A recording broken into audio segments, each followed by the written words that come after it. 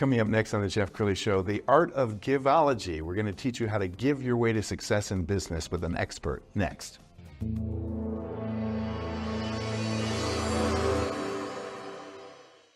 Many are predicting that the worst is yet to come, which is unfortunate, said one person here.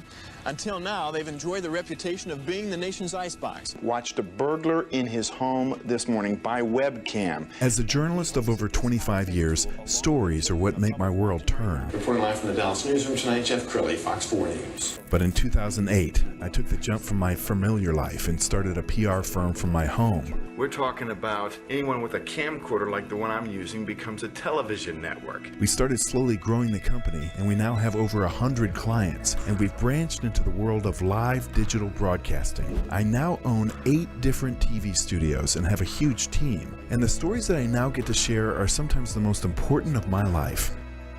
Life has a funny way of coming around full circle. This is the Jeff Crilley Show. Well, I'm honored to say that I became friends with the late, great Zig Ziglar, and one of his favorite sayings that's been quoted so many times is, you can have anything you want in life as long as you help everybody else get what they want first. And somebody who's in studio today who has that same value is Donna Bender. She's the author of The Art of GIVE-ology. Thanks for coming on the show. Thank you, Jeff. Thanks so much for having me. Okay, so define GIVE-ology.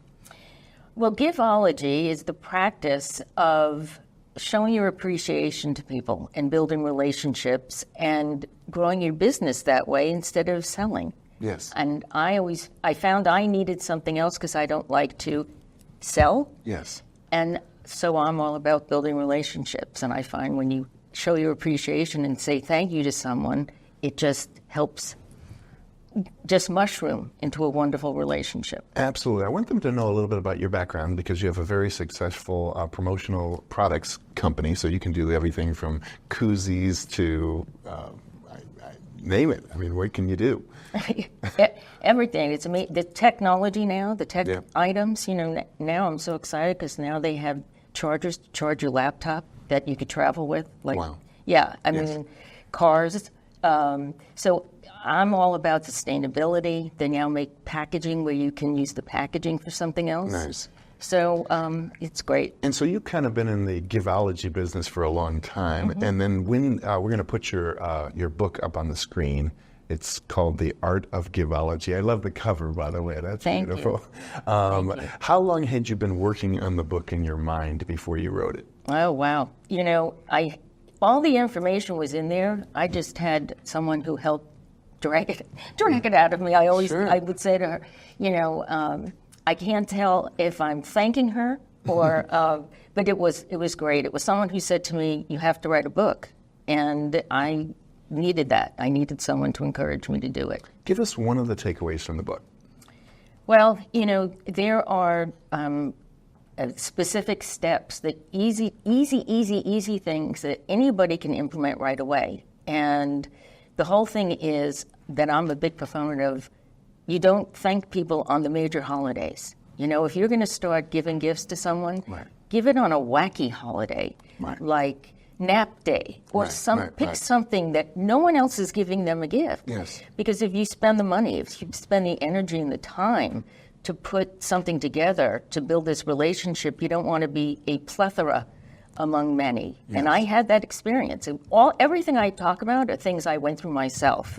And it's all the trials and tribulations. Okay, I want to pull up your homepage, and we're going to slowly scroll down the homepage because there's lots of ways that people can plug in with you, not just buy your book, but they can bring you in to speak and coach. Is that right? Yes, I love doing that, and I think that for companies today that have younger teams who are fabulous at technology and digitally.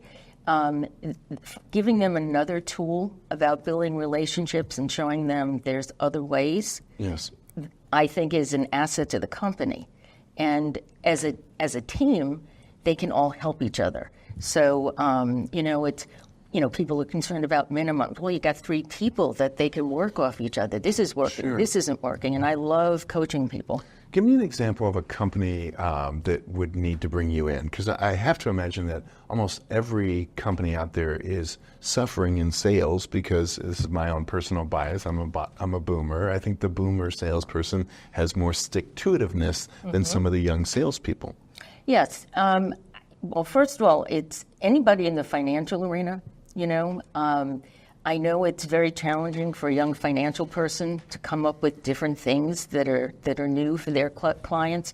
That's a great market. The legal industry is great. The banking industry. I mean, I think anybody who has salespeople who are frustrated, they're frustrated. The salespeople are frustrated to come in with something new and refreshing. I think that I know works. I say that because I've done it myself when I moved to Dallas. 18 years ago, I didn't know a soul. And I only met people because I would have one-on-ones and I'd give them a branded product that was different, it was unique, they hadn't seen it before, and they would thank me. And then I'd find they'd either place an order or they'd refer business to me. So I just know the process works, and I've narrowed it down, and it's very easy to follow. Yeah. Give me an example of a success story. You don't have to name the company, but you worked with this company and this is what their problem was and this is how you solved it. Well, one particular company, I love giving blankets as a gift. I think blankets just have a wonderful cachet of being warm and showing people that to feel secure. And so a mortgage company or a financial company or a real estate company or whatever company. Anyway, I gave that out to the principals of the company. They had 2 different offices. So that night, one of the C-suite executives went to the house and saw the person I gave it to, their whole family wrapped up in this blanket. Wow. And she's like, "Where'd you get that blanket?" And he said, "Donna Bender gave me that blanket." And she goes, "Oh my gosh, I'm going to have to give Donna more business. I want a blanket too." She didn't know the blanket was being delivered the next day. Yes. But she didn't disappoint me because they saw the impact it made. They gave it for closing gifts. They gave it, and it just mushroomed. And so all the mortgage people gave it out, and they had it's just a great way to show someone you invested all this money in this home. We want to take care of you. Yeah, and I love that. There's a lot of promotional product companies that the standard, the pen, the coffee mug. You're always kind of thinking outside the box, aren't you? Oh yeah. I love to give things that people hadn't thought of before, and that's the whole point. And I want people to stand out. I want them to be different. Sure. And I have to imagine you've been in business for a long time. You have repeat customers who've been with you for decades, haven't you? I work with several marketing companies that bring me in not only to work with their clients, but to work with them, with their clients, and the stories that they share. One in particular also has given blankets out now 4 different times. Wow. And because she gets these people taking pictures of themselves and posting it on social media. Yes. And that's the whole thing is, especially with a younger generation, you don't have to get a thank you note from them. If they like something, they'll either use it or wear it or post it on social media, and then they get the word out that way. So it just is I feel, just such a nice way of giving back and not having to hard sell someone. Yeah. Okay, so we've got about 2 or 3 minutes left, so I want you to talk to the CEO out there who is struggling with his or her team. Talk to that person about how do they know when to bring in somebody like you?